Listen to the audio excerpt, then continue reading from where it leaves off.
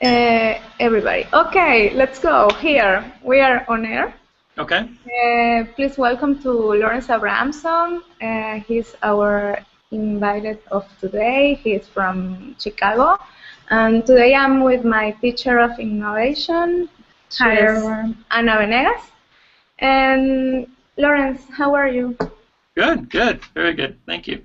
And please welcome and thank you very much to join us to the Hangout Sessions. And well, we will introduce you to the audience. I think it will be only in English because the talk is in English. We're making everything in English, so. Okay. So please, Anna. Hi, everyone. So let me introduce you to Lawrence. Lawrence is a design lead at IDEO who has 15 years of experience working in interdisciplinary teams and international contexts. Before joining IDEO, Lawrence established a design and experience consultancy in Singapur and was visiting research at Nanyang Technological University, where he investigated an Asian perception of space. Recently, he authored a short essay on MA, the Japanese sense of space, for mass context. And currently, he's wrapping up a 10-week stint in London, where he's discovering the finer points of jumpers, beats, versus sweaters in the English language. Well, so please welcome Lawrence, and the camera is all yours. Fantastic. Thank you. I'm actually now back in our Chicago office, and we're in the Soldier Field phone booth. So that's why you see the grass on the wall. Yeah. Soldier Field is one of the landmarks in Chicago. So we've designed our phone booths to represent that. So that's what the grass is all about. So thank you so much, and I'm going to just sort of dive into some slides I prepared for you guys. So let me share my screen. Let's see how this goes. Okay, perfect.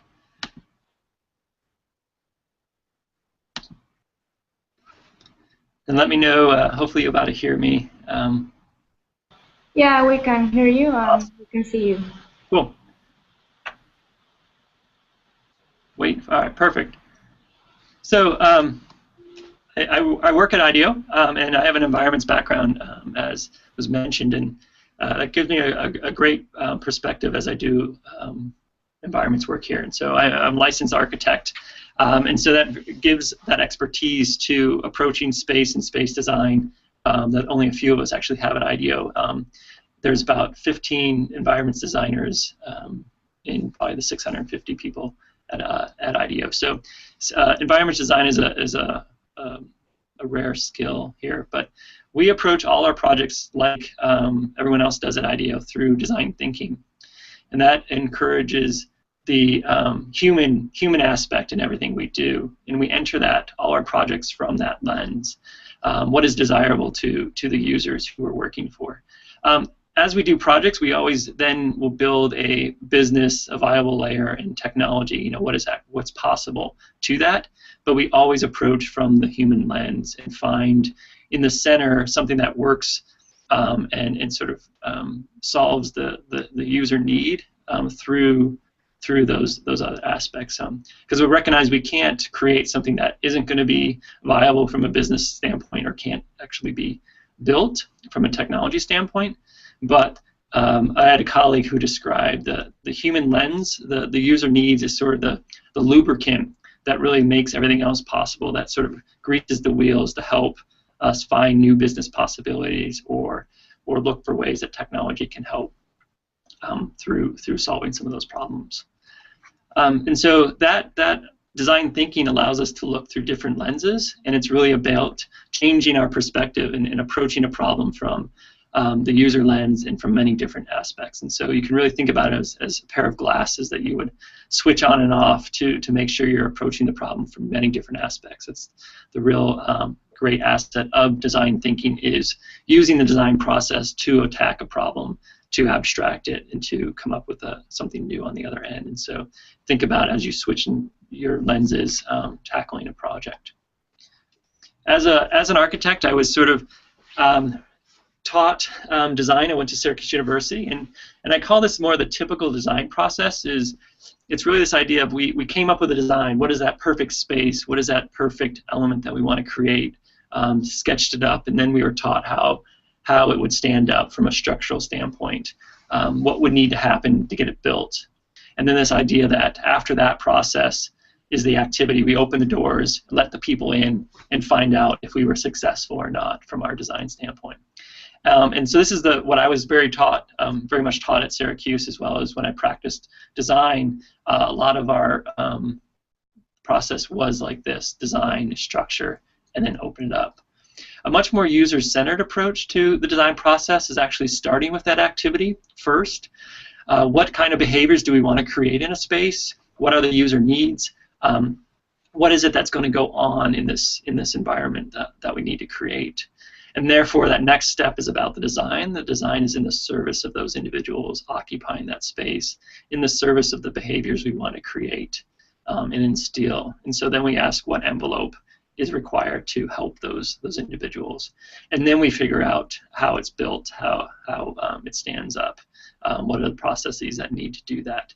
And so if you think about that first diagram of the human lens, it's very much like this in the architecture environment standpoint, is starting with the human lens, then asking from a technology and business standpoint, how does it work? But if you notice the difference between that first diagram I showed you, the human being, the element, the user only came in that last stage, but a more user-centered design process, and one that we practice here at IDEO, is very much about the human in every step here. And so it's always all about keeping them in perspective and in focus. In architecture school, I traveled. I was lucky enough to be able to travel in Europe for a half semester, and I came back and had all these wonderful photos of Europe to show my friends and my family. And one of the questions was Europe empty? Was there no one else with you as you traveled? Because when you look at these photos, there's no person in the space. There's no one in the parks, on the plaza.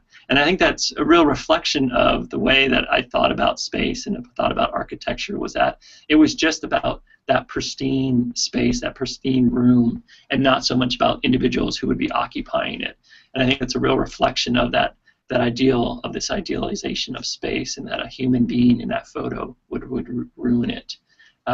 When I was in Singapore, I was able to do a project on the perspective of space. What is it that, is there a difference between a Western perspective and an Asian perspective of space?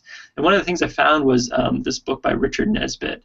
And he talked about an experiment he conducted with Japanese students and American students, and asked them to take a portrait of each other.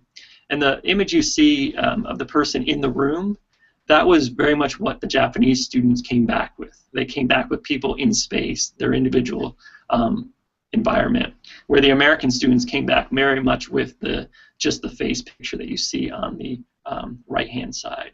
And this really shows how the Japanese students thought about space, and this is reinforced in this idea of their cultural space, is that an individual is tied to their environment, is tied to their room, and a person can't be a person without knowing the environment, the space that they occupy. And I was really excited about that idea, that those two are interlinked, where the American students, it was only about that individual, that face was their personality. But when you take that approach from a Japanese space of notion that the two are interlinked, it really becomes a whole different way of designing. You know, my original thought of Ma that I heard in school was the space in between. And so these photos you see, it was about the gaps in between stones, or that moment of pause. And I really didn't fully understand what a Japanese sense of Ma was. And it wasn't until I met with a Japanese friend of mine in Singapore. She invited me over to have this conversation as I was doing this research project. And she met me at the door with 2 pieces of fruit. And she said, "This is Ma." Because in the Japanese sense of space, Ma is about relationship. It's a gap, but it's a gap between friends. It's the space between enemies. It's the gap between the words I speak, those pauses. It's comedic timing. Ma is referred to as a combination of space over time. And when you really start to think about that approach, it becomes a wildly different way to design. Because for the Japanese sense of space, it's very much about an experience and how do you actually create that experience, and not so much about the literal elements that I was concerned about as more of a Western designer. And so I take away from this that this idea of space is very much experience design, and it means there's a lot less pressure on the container than the experience. And so what is actually going on, what's that activity, and how do we design for that, is really the approach that I want to take, and that we take here. And then you decide how the container is designed. And this doesn't mean that you don't care about that surrounding envelope, but it just means the focus is on what's going on and what do you want to go on. And you can still have a fantastic design, a wild design, but it's all in service of the experience within. And so that really brings us to IDEO's approach. With all this activity, how do you support it? How do you find it? And that's our process of user-centered design and research. And so we use research as inspiration for our design. So we'll go out in the field and talk to people. We'll look at extremes, people who are either not using a type of space or real experts, and you get to start to design for them and find out what's really meaningful. And then you use that to apply to our spaces. And so a few different ways we do that is observations and interviews, what we call frameworks and prototypes. So these are all great ways to find those user needs. And so for interviews and observations, one of the things we call is called workarounds. And so as you're going out in the field, we look for things that the people have done to their space. For example, you see this bottle taped to the wall with duct tape. And so there's obviously a need here, and you can start to ask what's going on here? What are they trying to solve? And it's not something that they necessarily would tell you, but as an observant individual, you can start to see how they're responding to their environment. Or even really making sure we go out and actually talk to user and do user interviews. This project was about capturing a community. And so we went out and actually talked to, a gentleman who cleaned the streets, the congressman. We talked to business owners, and we documented what the street looked like and how people thought about their neighborhood. And it's really collecting all these different stories that helped us design for their neighborhood. And so it wasn't just, quote unquote, the client that we interviewed, but it was the everyday individual who used those spaces, who walked on those streets and was a part of that community. And we used that information as inspiration for the design. A school center that we had done, we did a similar exercise of talking to the actual students, and had a student group and talked to them about what is their surrounding environment, where do they go, how do they use those spaces, not just the individual building, but out and about in the whole city, as it was part of a large metropolis. And we asked them to keep diaries of places that keep me sane, and take photos and write about it. So we really started to get a sense of how they use space, both from a physical aspect, but from a mental aspect. And that all starts to become content for the ultimate design. And we make sure we have co-design workshops with the students. And in this case, we had it both with faculty and students.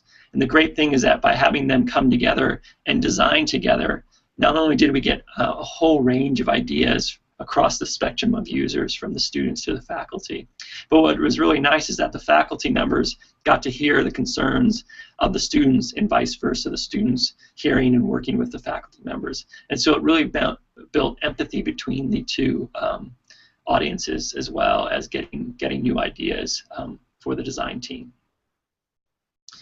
Another way to approach this is our frameworks, and the frameworks are really a way to help you think differently. And it's not so much about thinking outside the box, but how do we actually build a box around the types of thinking we want to do? Are there exercises? Are there different ways to approach the problem? One of the best experience models, which is a framework I love, is based off this concept of the 5 E's. But it really helps you think about how you can solve space needs by both a service or physical aspect. And if you think about what that primary activity that you need to solve is, that's in the center. But then as you step to the sides, how do people approach your space or your service? How do they leave it? What type of environment do they leave in, both from a physical and maybe a mental state? And one even further out is, how do people prepare? How do they prepare to come to your space, and how do you maintain any connection with them, both from a physical manner or just a digital or service manner? And so if you were to take that, for example, to a children's hospital, if ultimately the child in the bed is that primary activity, getting them well, how do the families approach, how do they get to the hospital?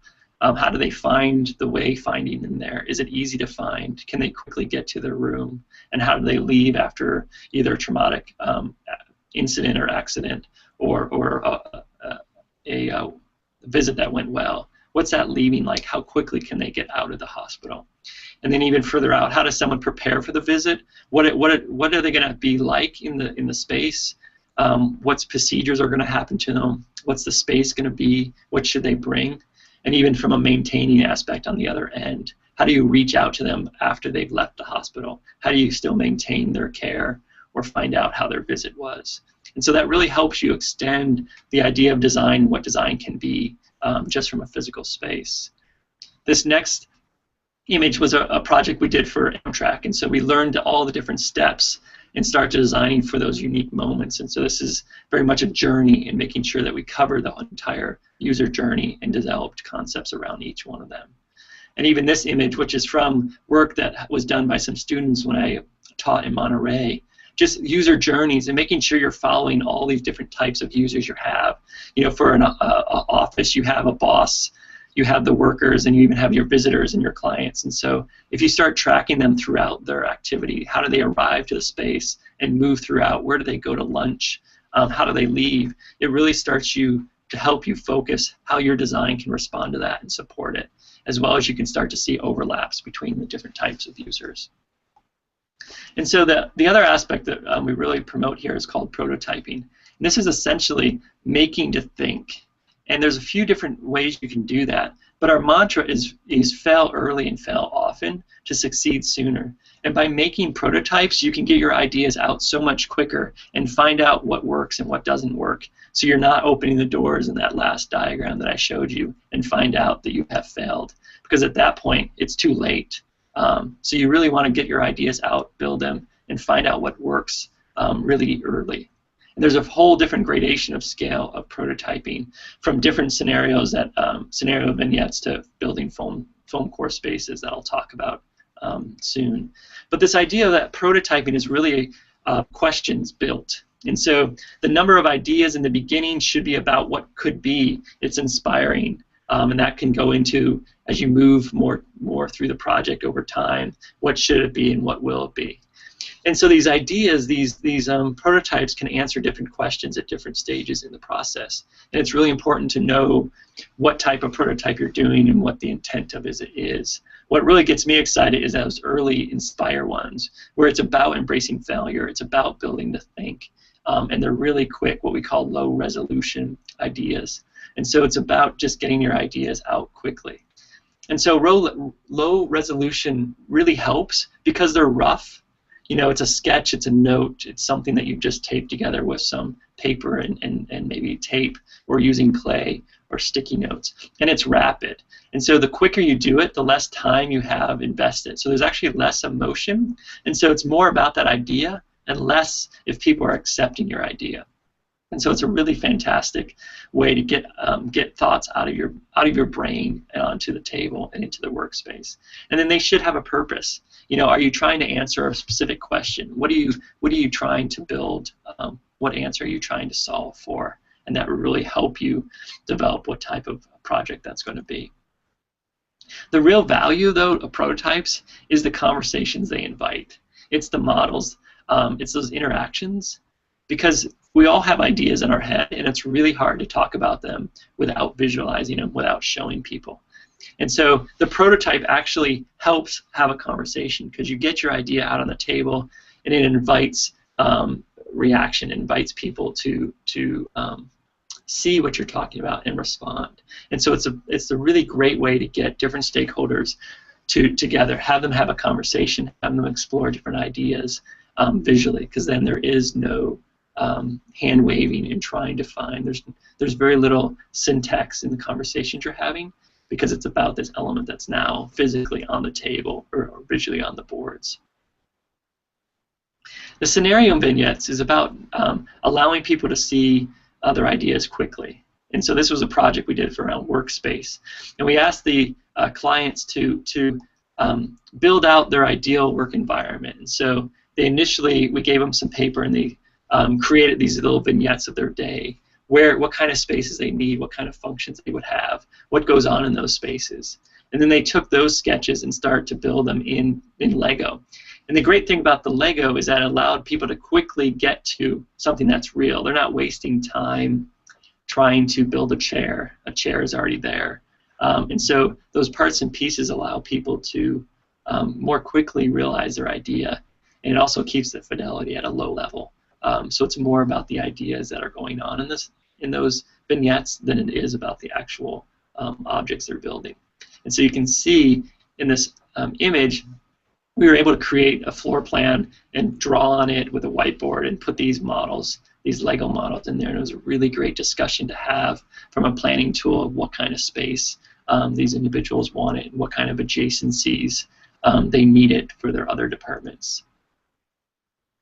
Building at scale is a really fantastic use of prototyping because it allows you to get to that early stage so much quicker. And as I was talking about fail earlier, the image you're seeing here was a project the London office did around transportation. And so they mocked up quite quickly a car and allowed people to interact within that to test their ideas. And there's really something so innate as a designer when it is full scale, when you can occupy it, that it really helps for the design and allow you to think in different ways. We had a project for the A380 plane, and the CEO had an idea of having people sleep on it like he had seen in India in the train. And so we really quickly mocked up, instead of building $1 million prototype, in this afternoon we quickly mocked up in foam core a fuselage, put in some chairs, and then asked the leadership committee to sleep like they would on a plane. You can quickly see that was not a good idea, and it allowed us to move from that idea and not wait till we built a very expensive prototype to find out that something wasn't working. And so in this case, a real quick afternoon of prototyping allowed us to answer that question quite quickly. Or this could even be done in your home, as I'm doing here.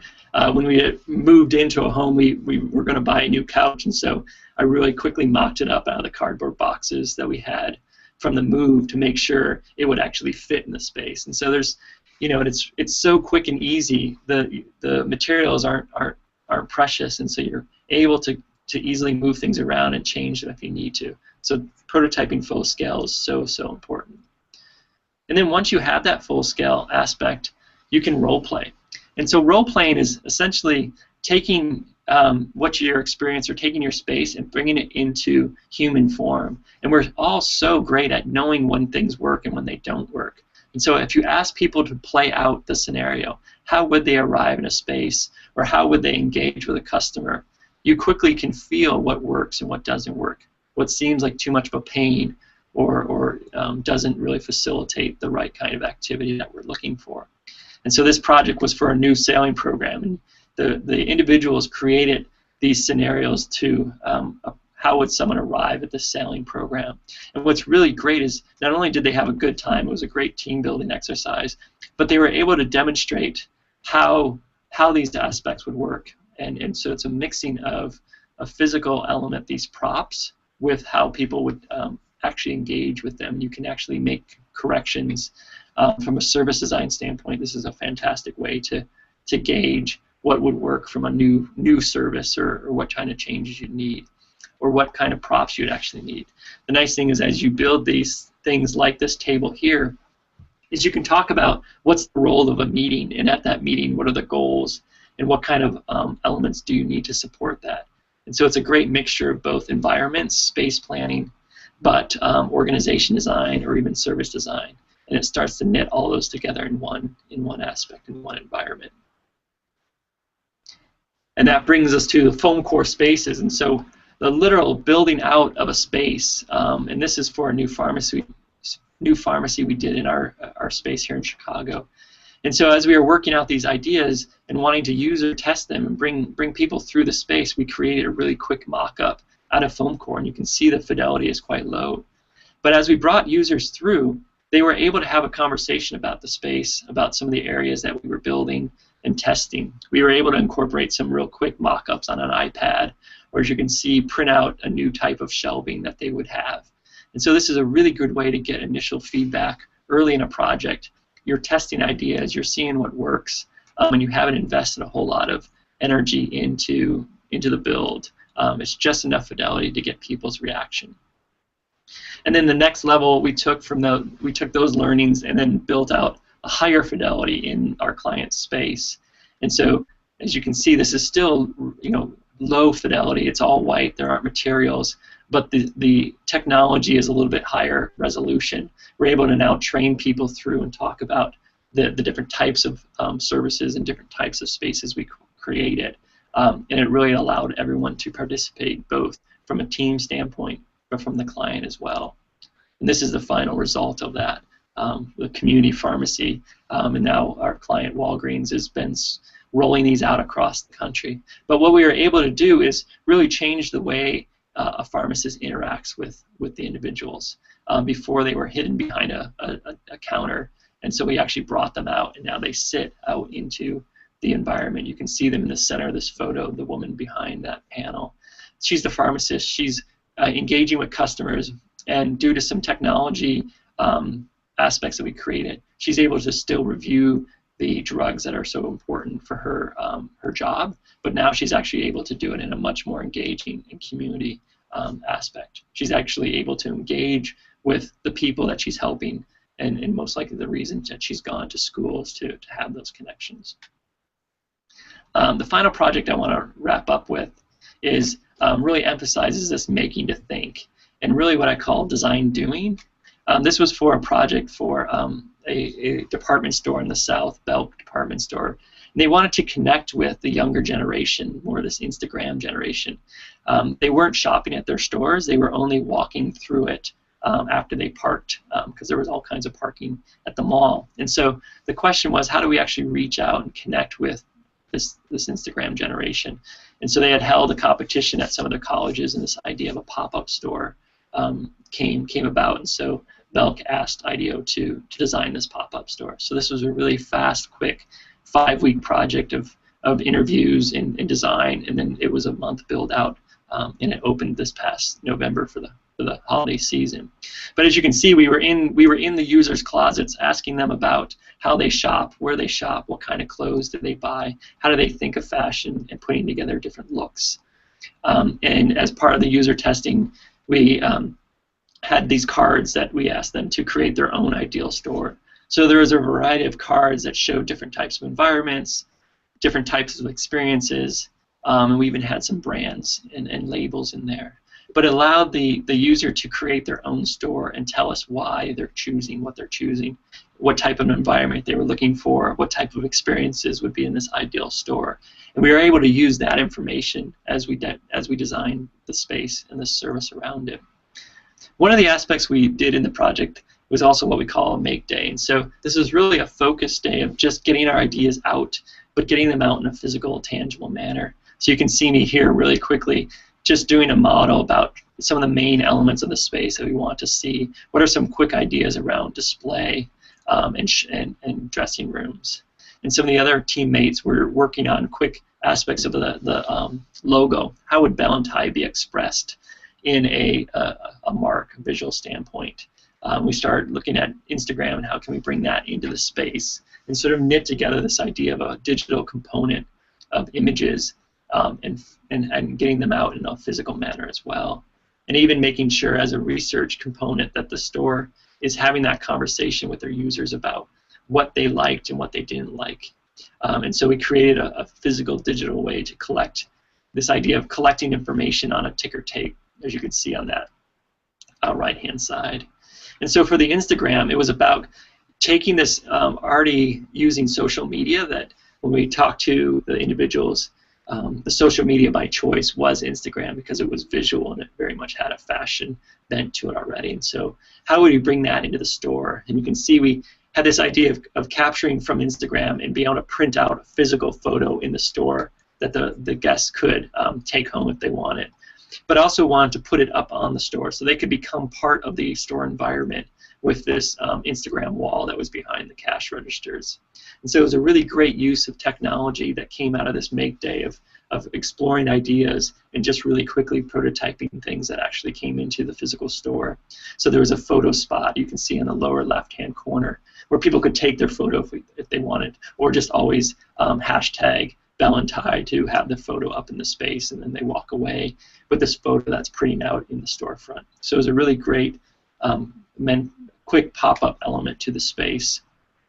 And then here is this idea of the ticker tape where we ask people to take a survey, but then it actually gets printed out as a display. And so it encourages people to come over to that section and interact with the survey, as well as start to show some of the clients some of the answers that they're getting from that. And this photo shows the real approach of calling this a research lab and being really open to what Belk was doing and wanting their customers to give them feedback to make that project, to make that story even better. One of the last aspects was this idea of the dressing room and how could we create an element of surprise and delight in the dressing room. And so we had this idea of this VIP space, and so it's a dressing room that has this false wall. And so normally you just use a dressing room and it's sort of like any other place, but if you know the special code, the sales associate would open that door, and so suddenly you're now in this much bigger VIP dressing room that has a wall you can sign, and it had a candy machine and a place to sit down, and so your friends can hang out in there. And so it's a really great way of bringing some delight and surprise into the store to keep it fresh and keep people engaged with Bell and Tie, which was very much came from that research of talking to the users. And this is the overall space, bright, colorful, trying to convey this idea of a pop-up shop and some of the insights that we gathered from the users of this sort of modern boutique feel that was distinctively different from Bell and Tie.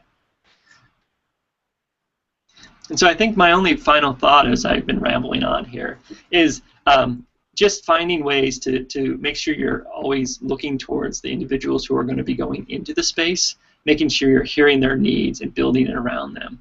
I was recently on a street art tour in London, and one of the guides pointed out this street art of 99% of the people will not recognize this. And I was really sort of excited by seeing this as a street art piece because it was deliberately quiet, but it rewarded the people who are observant. It rewarded the people who look around and who ask questions. And so I would always ask, as a designer, as you're thinking about the user, as you're thinking about what it is you want to do, reward the observant, reward both your aspect of wanting to look around the world and take clues from what you're seeing from workarounds that we talked about early, from what people are saying, because the real aspect of a good designer is the part that no one else is looking at. A good designer, a good user-centered designer will listen to those aspects and build that into their project, where most designers or individuals will miss that. And so I'm going to charge you, as you do your work and as you practice professionally in environments or service design, is what is that 1% that you are noticing, and really looking hard for those aspects, because it will not only reward you, and it's always exciting to find something new, but it will make your work so much richer and better. So thank you so much. Thank you, Lawrence. It was amazing as usually. I think It was very interesting. Yeah, Anna, do you have some questions? Or I have some questions. If anyone has any questions, they can write it for us, and we'll be making the questions for Lawrence. I have a question, Lawrence, about the prototyping phase. I see that you have prototypes that are very raw, and some others are very elaborate. So I was wondering, how do you decide when to do a prototype that is raw and when one that is elaborate? I mean, how do you decide how elaborate it has to be, so the user who is evaluating the prototype really gets the idea of what you're trying to evaluate or communicate? Right. I think there's a few things you want to ask yourself to help that. And the idea very, very early in the project is just about getting an idea out. And so whatever you need to be able to get it out on paper or quickly just physically build it, because as you're working with your hands, you start thinking in a different way. And so at that point, it's really about getting the idea out of your head and onto some type of surface, onto some type of paper, because then you can actually have a conversation about that. When you're going out into the field, you can have a sketch of a concept, or even if it's a quick lo-fi prototype. People are really astute of what you're trying to do, and so the question is, you want to make sure it's the right level to convey the idea, but not too much information that people will get lost in the detail. And so I always liken it to renderings that, and I'm sure we've all been here, is when you show a client a photorealistic rendering and they comment on the paint color. And they say, well, I don't like the paint color. That you've gone too far, because at that point you don't want to be talking about paint color. You want to talk about, like, is even the space or the experience the right one. And so you can at times actually purposely keep them lo-fi so you're able to test the interaction. You know, so if it's a digital component, making sure is it a Wi-Fi, is everything just black and white and properly labeled, so you can still have people walk through it, but they're not getting caught up in an image, or they're not getting caught up in the color if you haven't actually designed for that yet. Because there's always so many parts and pieces that we design for. It's just making sure that you're really limiting the choices that people can make at that prototyping stage.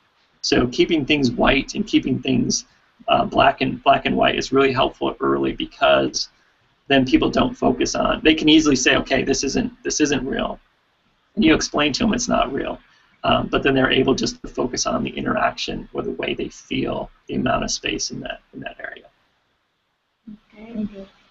So some of your prototypes don't are related with users. They're just prototypes for you to communicate ideas between your team. Yes. Yes. And does the client see these prototypes ever? Sometimes they're in our project room and see it. I think the earlier you can involve the client around those is the better, because then they actually both can design themselves and, you know, get their ideas in the mix, but they see our process and hear our stories and understand the decisions we're making and why we're doing what we're doing, and that's so valuable. And even having the client with us during the research, having them out in the field with us so they hear the stories, is so valuable, because they're coming on that same journey with you. You don't have to explain to them everything you've heard. They inherently know, and they start generating ideas as well. And so the more you can have them as part of your team, usually it's a really good element to that. Great. There is a question here from Javier Torres. He said, hello, could you give us some important points or central ideas of how to focus a good design on a user? I mean, important things to consider on designing for the users. Did you understand? A little bit. Yeah. I think what's really important is listening to the designer, or sorry, listening to the user as a designer, and really, often the times we'll go into people's homes and talk about initially what we're trying to design. So even if it's around a bank or banking, we go in and talk to people of how they pay their bills. We might do a shop along with them to go to their bank and observe how they interact. And so a lot of the things that we do early in the project is just exploring, just observing, watching how people pay bills online or go into the space and interact with someone behind the counter. And so some of those central ideas really comes from those observations. So there isn't a specific idea, but it's saying as you begin this project, you might have preconceived ideas of what might work, and that's great. Put them on a sticky note, maybe draw them and put them on the wall. But always go through and ask, what would that individual who you're working with, the user, do? What do they need? And oftentimes they come up with the best ideas. You know, either through what you see in the home. I talked about the bottle that was taped to the wall, or you'll see the way they file their bills or the way they approach things. And that's all inspiration designed from. And they have great ideas. Sometimes we'll go out in the field with a sketch, what we call a provocation. And it's not necessarily a design or the design we want to work with, but it gets them to react to it. And the best thing you can do is put something in front of a user in those early stages and have you tell them it's a bad idea. Because when they tell you it's a bad idea, they're then going to tell you why. So you learn that, and then they're going to tell you how to make it better, and so you learn that. And so those early observations and sketches are really so important to then help you decide what it is you need to design and go through that. And those early conversations also help you design, develop what we call design principles. And you start hearing what are the concerns of the user, what are their pain points, what's important to them. And by pulling those aspects out, you can then start to design for them. So in a brainstorm or a group ideate session, is you're saying, okay, we heard from the user that this pain point is such and such. What are all the ideas that we could generate that would actually solve that? Or maybe not necessarily solve it, but come at it from a different approach. And so that's another way of generating those concepts. Okay, great. Do you have another question? Because we have another one from Jaina. You know Jaina, Yes, hey, our co-worker. Well, she said, hi Lawrence, after creating the final spaces, have you found the spaces being used different than expected? Did shoppers hang out in the dressing rooms? Let me take my glasses because I cannot. Did shoppers hang out in the dressing room for a few hours, or did the pharmacist shoppers act differently in this new kind of spaces? Yeah, I think what's really great about especially some retail aspects is through the prototypes we're able to get some early sense of how people are going to use it. But we always engage, we always try to get the clients to do a prototype or a pilot store. And so we've moved from foam core, we'll do a higher level, still get users to come in and give feedback. But then before you roll anything out in large scale is do a pilot location. Pick one area that you think is sort of maybe a target market or is some of the demographics you want to hit, and then build it out. Very much what we've done, we did for Walgreens or for Bell & Tie. And just knowing that that is a continuation of the research process. It's not complete, and it's about observing, about putting it out into the real world and getting real world situations. And so I think the Walgreens is a great example of, we initially had this idea of a health guide, someone who would stand out in front of the pharmacy and answer questions about over-the-counter medicines, and we had created a station for them to occupy. And in some of those earlier photos you might have seen, so sort of this counter that someone would actually enter. It looked like a donut. And it sounded like a great idea, and in testing, people really liked the idea of the health guide. But when we actually rolled it out into a pilot, into a store, what we realized is that while the health guide was really useful in answering questions and going and showing people where over-the-counter drugs were, when they left that counter, when they left that booth, it was empty, and it looked empty, and it looked like the health guide wasn't around. And so it was a really good observation that we were able to then change in the next prototype in the next store, is making that actually a solid element that had, so it wasn't a counter that the health guide stood in, but it was a counter that the health guide stood next to. And so in that way, when they were gone, it didn't look unoccupied, it didn't look empty. It was just a kiosk that you sign in for the medical, for the pharmacist. But when they were there, it worked either way. And so that was a really good example of a real world situation that is still calling it a prototype and still looking for those needs. We were able to correct before they rolled it out on large scale. Okay. Something else, Anna, or I think Lawrence, do you have to go? I have 2 minutes. Okay, 2 minutes. Okay. I have a question that is not related to the topic. What does it say on the background of your office? So can you share it with us? Sure. So this is IDEO's values, and we recently published our values in a little book internally. And here it's called Rules of the Game, because we're in the Soldier Field, the phone booth. But the topics are: be optimistic, collaborate, take ownership, talk less, do more, embrace ambiguity, learn from failure, which you've heard today, and make others successful. And so those are IDEO's values as a company and what we do. And we recently made them public, but they've always been it's something you feel when you work on a team and when you work with us from a client standpoint. But we think that's a really right combination to approach from a cultural standpoint of who IDEO is, how we approach our work, and what has really made it successful is sort of those attributes. And I think if anyone did those, you would have a really great client relationship and be able to explore and produce work that really is in tune to the user, but allows you as a designer to really feel you've gotten a lot out of that engagement as well. Okay. Well, I think it's a great way to finish the talk. Awesome. Awesome. And I don't know if you want to say something before close the conversation. Yes, I just want to thank Lawrence for sharing all of this with us. It was very interesting, and we learned a thing too. I'm always learning from Lawrence, always. So Lawrence, please, thank you very much to join us.